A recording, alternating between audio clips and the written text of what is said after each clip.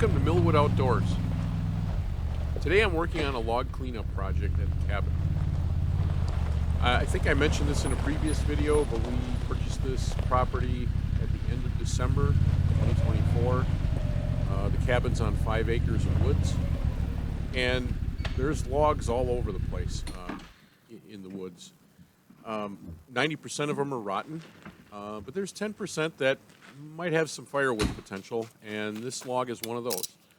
So any of these that have firewood potential, I'm going to try and clean them up and cut them up and split them. This one is maybe a foot in diameter, 10 inches, and probably 10 feet long. And I don't have a compact utility tractor, otherwise this probably wouldn't even be worthy of a video, but since I don't, then I've got to come up with a creative way here to do what I'm trying to do. I'm not in a big hurry necessarily to get these cleaned up, but so what I want to do is just rotate them up so that the dirty side is up and try and get some rain on them to wash them off, and that way when I do cut them up, I'm not dulling up my saw chain so bad. So I'm kind of able to, I tried rolling this up with a pry bar, tried doing it by hand. I've got a Speed Force timber jack. None of these things worked. The timber jack, the lever's not quite long enough, and the pry bar just kind of stabs into the ground, and I just couldn't get this one rolled over. So I'm kind of killing two birds with one stone here, because I haven't ran the winch on the UTV yet either, and I thought I should probably run that winch before I'm out on the trail in knee-deep mud. So running the winch isn't rocket science, but I just felt like I ought to just at least try it out and make sure it works and make sure I know how to use it. So that's what we're going to do today. We're going to use the winch on the UTV to roll this over. And so right now I'm just digging a little hole underneath it so I can pass the cable through and hook it up and winch it over.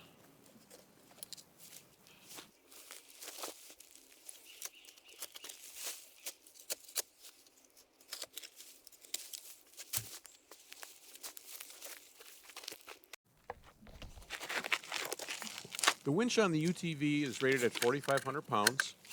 It's got a steel cable, and on the end of the winch motor, there is a rotary switch that you rotate to release the clutch or engage it. So what I'm doing there was releasing the clutch so that I can pull the cable out and then route it around the log. Now, I wish I could say I was doing this on purpose, but I'm not. I'm routing it underneath the log, which is the wrong direction.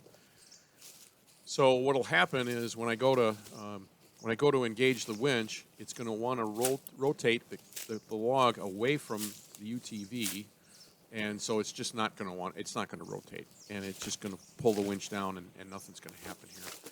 I don't know what I was thinking. I thought about this ahead of time. I knew I had to go over top of the log first so that it rolls it towards the UTV when it winches in, but for some reason, once the camera got turned on, I just went and ran it the wrong way. So you can just see what'll happen here by routing the cable the wrong way, and then I'll switch it back, and then everything will work fine.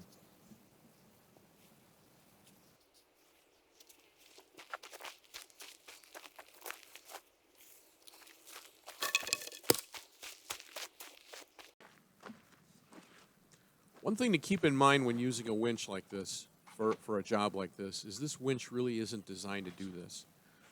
It's designed to pull the UTV out of the mud, or to pull another UTV out of the mud. There isn't a parking brake on the Can-Am Commander. There's just a parking pawl in the transmission. So when I'm winching like this, if I'm not in the driver's seat with my foot on the brake, it's actually putting pressure on the parking pawl. I wasn't really worried about this because this is a pretty light pull, but I don't think I'd want to use it for any heavy-duty log moving, unless I had somebody, myself or somebody else, sitting in the driver's seat with their feet on the brake and making sure I'm not putting all that pressure on a piece of metal inside the transmission.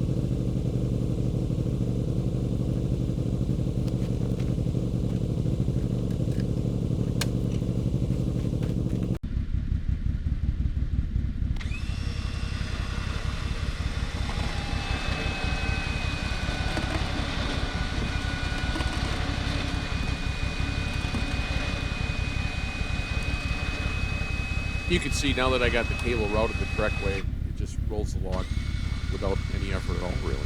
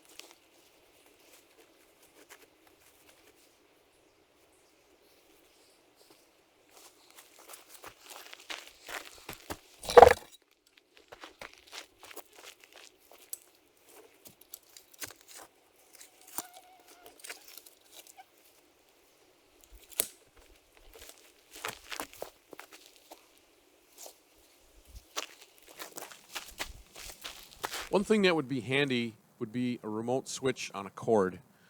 I had to get Cindy to come out and help me with this because I got to keep tension on that cable so that it winds on the drum nice and tight. And when I'm doing that, I can't be inside the driver's compartment running the winch switch. So if I had a remote, that would be handy, and I could just do that myself.